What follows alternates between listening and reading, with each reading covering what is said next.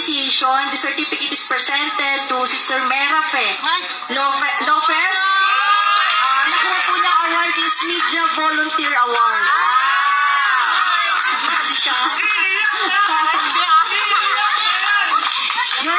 Your selfless dedication, tireless efforts, and unwavering commitment have made a difference in the lives of many. So, alam niyo po, after ng gawain, magme-message na po siya sa akin, Ate Kat, ano yung lalagay kong caption?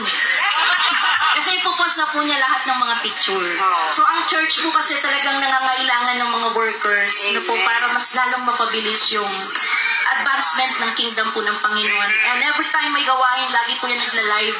Mas madami po siyang naabot dahil ang daming naabot po ng live niya. So, ang church po ay na-appreciate po yung kanyang effort, yung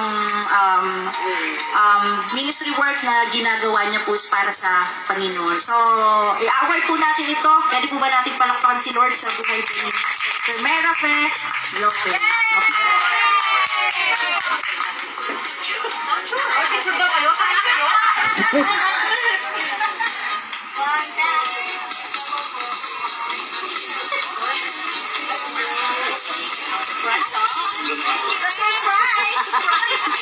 Ito naman po ang sunod.